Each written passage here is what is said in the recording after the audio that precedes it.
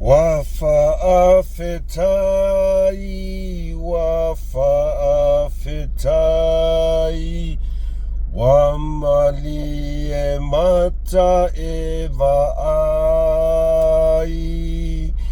ua tasi lava oe, ua tasi lava oe, ilo unei fa'a moe moe. Wa fa'afetai,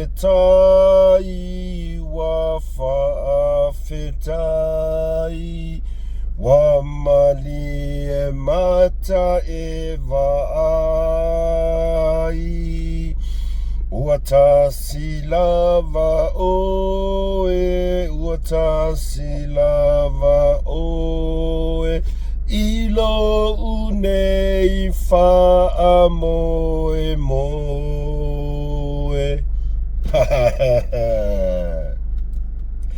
Fa'afetai, fa'afetai, fa'afetai te le lava lau pule lea toa Samoa.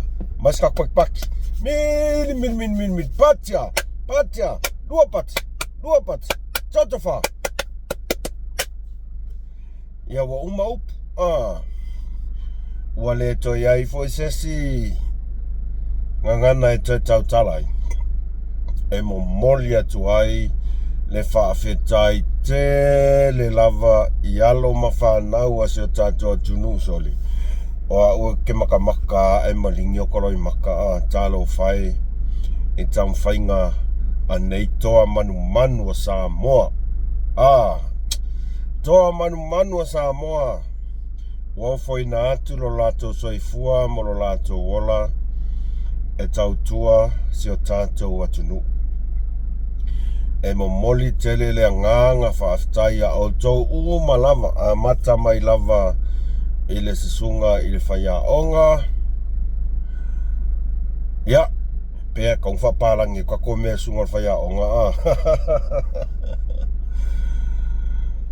Yeah, just wanna say thank you to the head coach, management of the Toa Samoa for the hard work and all the efforts that he was putting in preparation for the game against New Zealand today. Thank you, coach. All the best in the future endeavors, and I want to say thanks for your service. And I think and I believe all the Samoans are so happy and proud of what you have provided for the country. Now hats off to you, coach. And fa'afetai te le lava. And all the boys, all the players who have done an amazing job today. Captains and all the boys, thank you for the effort. Fa'afetai tele for all the hard work that you have done for the country, just to represent the country. I know that you don't earn nothing, but because of the heart, because of the parents. Thank you, parents. Thank you to all the parents of all these kids that have sacrificed just to rise the flag of the country Samoa. Fa'afetai te le lava. Yeah. O sen kau ngangu pang aku nga MUSS MA LE FA'ASOA ni ngea. Mai o ko ke amu vailo. O ke amu fo ke fu fa pe mi makua polo ke na le ngangu la kikila le But o se e te tau ana o le au I le sunga le whaiaonga. Ia le whaiaonga I le ro Samoa. Ia vai mea le whaiaonga e kau pang waku ia ngangu MUSS MA LE FA'ASOA. E oso ale mea le whasa. Vai pe skakonganga. I le skakonganga. Ai, vi ia le atua fa'afetai I le ona malosi whamanuianga nei alum whanau se tātou tunu e ui lava ina le tau lau al whamoe. A oa ia. Makua I malie le loko, malie le whaku e maka I le kou taumawhainga.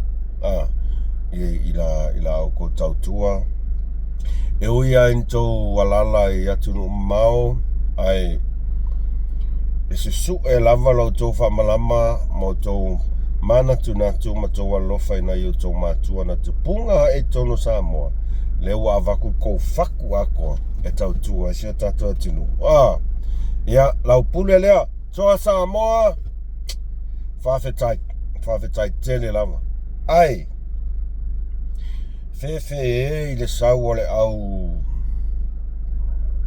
e rongo fiar kaka e makua i le aia se pau nga whaira kungu e whai ole lau wa vale mai lunga Facebook ai koe o mai koe whai mai kala whanga le palau wa vale mai ngai alung whanga o se tatu atunu tole o a whea ea a umai ngei mea ole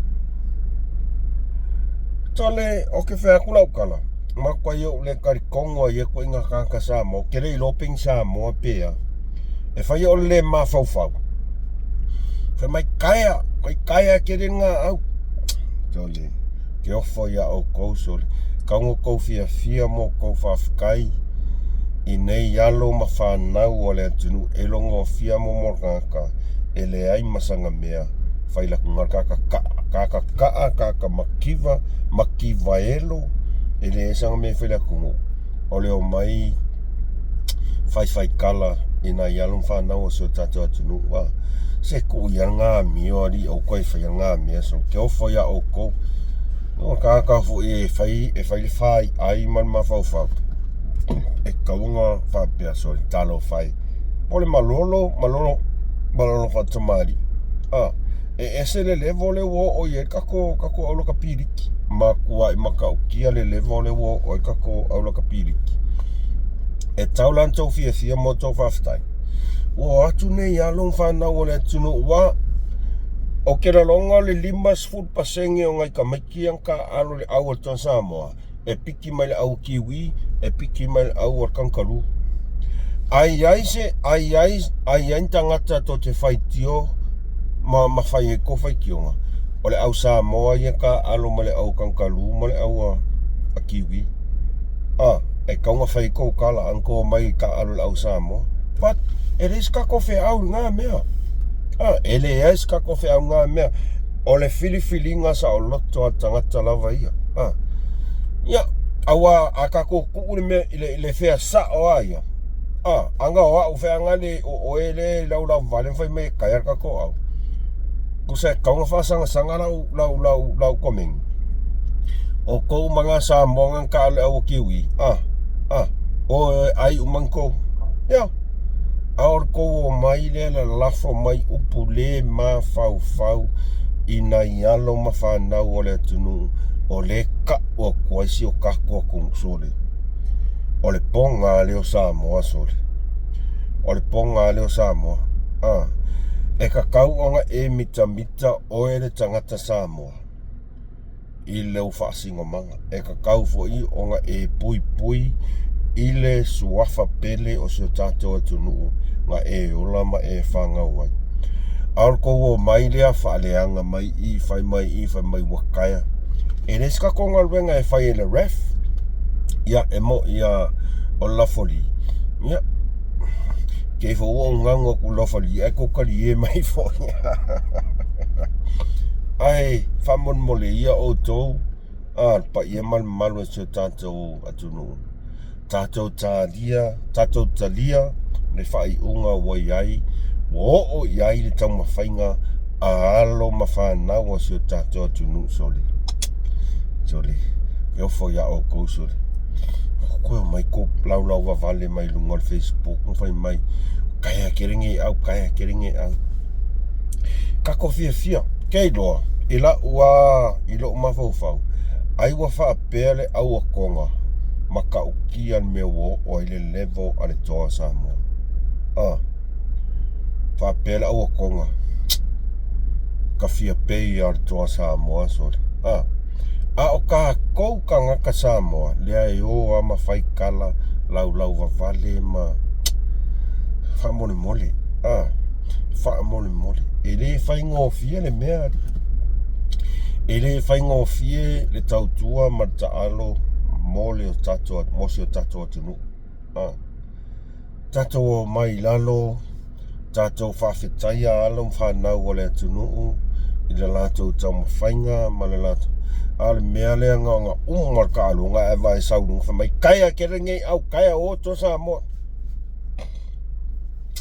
O te tualalo atu ma le nganga whaunaro aua. Awon whaianga ko inga. Ai whaalonga kua wale lavalo o ngasai. Alo e moi. Alo e moi. O ke sau whaapa mai lo whaavalvalea i runga ne. Whaapa mai lo whaavalvalea i runga Facebook. E lo ai, e li kai o ngai ai sau mea ngā whaia mo le atu nuk pele. O Samoa.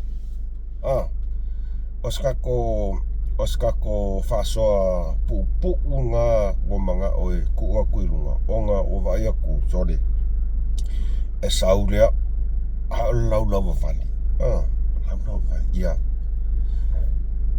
Whamaruru atu. Ua le tau le mea sa o tō whina ngalo i. A whaapea e kere o fia le mea nga e mga oi. Alu alue. Alue kofo e peke mwhaise mea. Ai longa e solo mua ia o koukanga e le mawhaia se mea. Le kaukakala mai o nguku. E pua. E pua. Ai, kako whawhkai. Kako whawhkai. O konga le au piko siringa mā losi le sa kako alalmen kupu. Pinga ka mai kia le, pinga ka mai kia toa af. Lewa whaino. Ai whai inga hoi whaino a koe o maiso. Ai kau solo mua fo e kangaka ia. Anga whapea nge lai mā lole toa. E solo mua ia o koulu kou o mai fia kangaka mai lunga Facebook. O kou uma ie lau vavale a nga ile inga yalong whango le kunguto samo. E mau ki ngoa anga maa loa toa kāronga mingisira. De lopo o kou i kou keo mai wha fia kangaka mai lunga Facebook ma whai mai kou kala maa. A lefa ua malolo o le manuia tau whainga na yalong whanau setu. Ai ko mai fo i mua mea kou lau vavale sori. Ke ofo ia oko. E longo fia kake le mwhaia se kai. Tu low lava Samoa. E rongo fianga ke le mwhaise kai. Ngai e sau ringuku le mawhau. O te whamaruru atu. Nanga owe ka ko MUSS karangoa e ngana tautala. Ai toa. Ua malia mata e vaai. Whawhetai la o tau tautua. Whawhetai la o tau loko Samoa. O ko umaia, ko ke miliongea. Kere ko, anko ka ale kiwi po kankaru. Kere ko kupi. Ai sea, olo tau walo lofa si o tātou atu nuu.